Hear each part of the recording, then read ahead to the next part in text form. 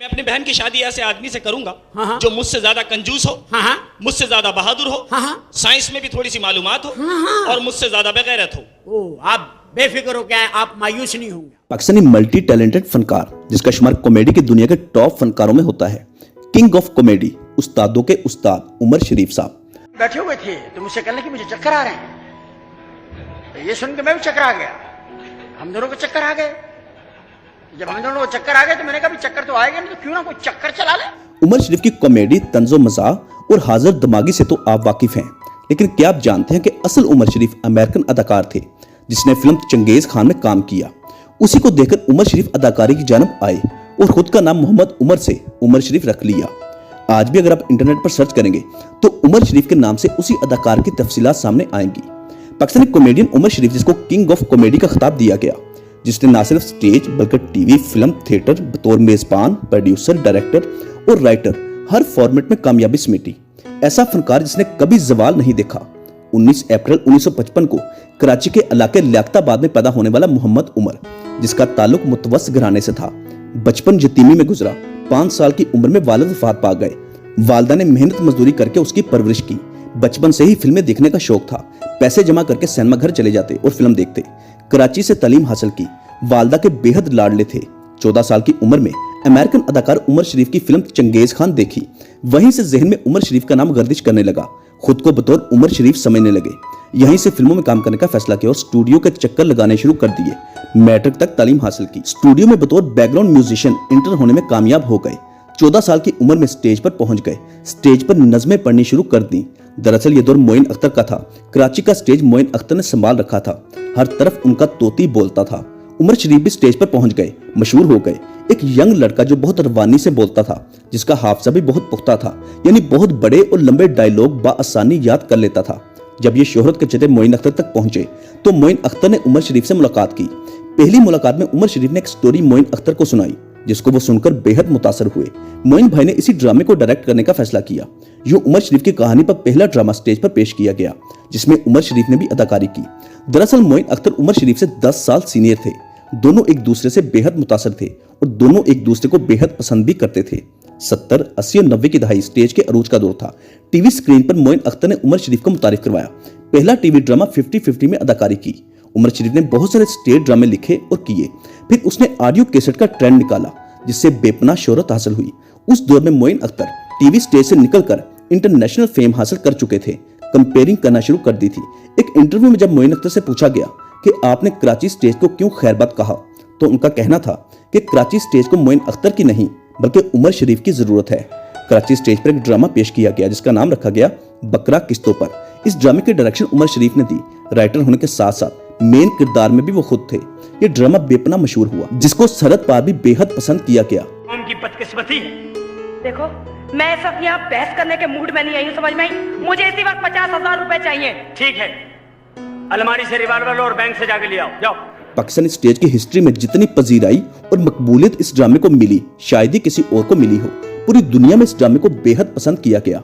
आज भी उमर शरीफ को इसी ड्रामे की निस्बत याद किया जाता है। फिर 1986 में उमर शरीफ ने फिल्मों में कदम रखा। उर्दू और पंजाबी फिल्मों में अदाकारी की।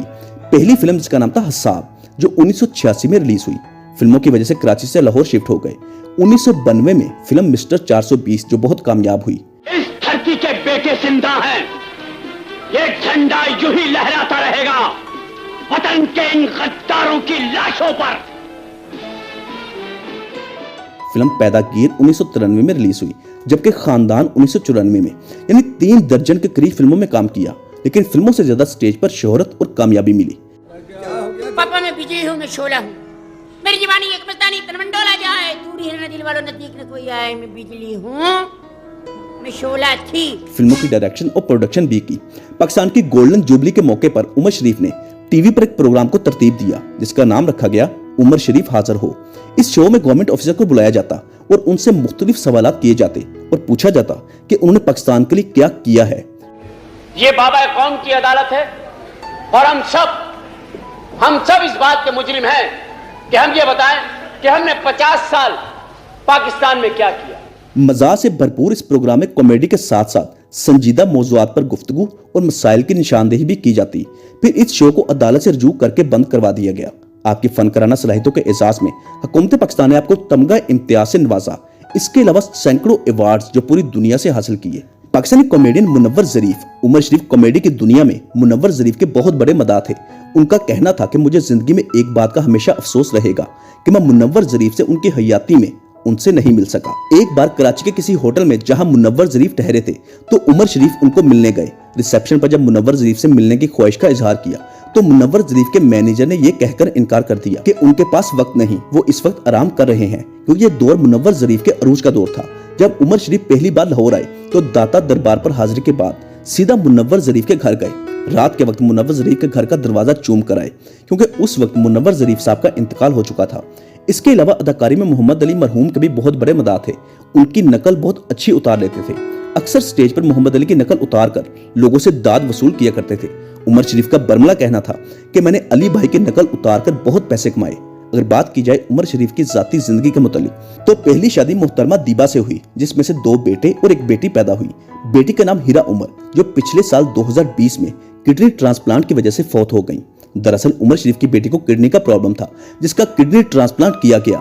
यह ऑपरेशन गैर कानूनी तरीके से आजाद जम्मू कश्मीर में हुआ। उस वक्त की अखबारों में छपा था कि दरअसल एक किडनी ट्रांसप्लांट गैर कानूनी तरीके से की गई और 1 हफ्ते बाद हीरा उमर का इंतकाल हो गया। उमर शरीफ ने दूसरी शादी मशहूर अदाकारा शकीला कुरैशी से की, लेकिन यह शादी नाकाम हो गई और तलाक हो गई। इसके बाद तीसरी शादी जरी गजल से की, जो कि मॉडल है। इस वक्त उमर शरीफ साहब की उम्र 65 साल से भी ऊपर है। अपनी पहली और तीसरी बीवी के हमरा खुशो-खुर्रम जिंदगी बसर कर रहे हैं।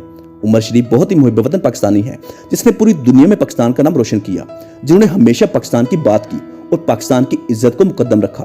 पाकिस्तान का कीमती असासा उमर शरीफ। अल्लाह पाक सेहत और तंदुरुस्ती और लंबी जिंदगी अता फरमाए। शक के बच्चे, मुझे कॉन्फिडेंस है, आशिक तो होते ही ढीठ के बच्चे हैं। मुझे पूरा यकीन है कि तानिया सिर्फ मेरी है और मेरी ही रहेगी। दोस्तों, उम्मीद करते हैं आपको हमारी मालूमाती वीडियो अच्छी लगी होगी। अगर आप उमर शरीफ साहब को कुछ कहना चाहते हैं तो नीचे कमेंट बॉक्स में लिखना मत भूलिएगा। वीडियो अच्छी लगी है तो उसको लाइक, शेयर और हमारा चैनल सब्सक्राइब करना मत भूलिएगा और साथ दिए गए बेल ऑप्शन को भी प्रेस कर दें। अगर पाकिस्तान के दीगर नामवर फनकारों के मुतालिक जानना चाहते हैं तो इसी वीडियो के डिस्क्रिप्शन में पाकिस्तानी एक्ट्रेस बायोग्राफी के नाम से प्ले लिस्ट का लिंक दिया गया है, जिस पर क्लिक करके आप पाकिस्तान के नामवर फनकारों के मुतालिक मुकम्मल जानकारी हासिल कर सकते हैं। स्क्रीन पर आप मुख्तलिफ वीडियोस के थंबनेल भी देख सकते हैं। ये तमाम वीडियोस हमारे इसी चैनल से अपलोड हुई हैं और इन तमाम वीडियोस का लिंक भी उसी प्लेलिस्ट में मौजूद है, जिसका नाम है पाकिस्तानी एक्ट्रेस बायोग्राफी। मिलते हैं बहुत जल्द एक अच्छी और नई वीडियो के साथ। तब तक के लिए अपना बहुत सारा ख्याल रखिएगा। अल्लाह हाफिज।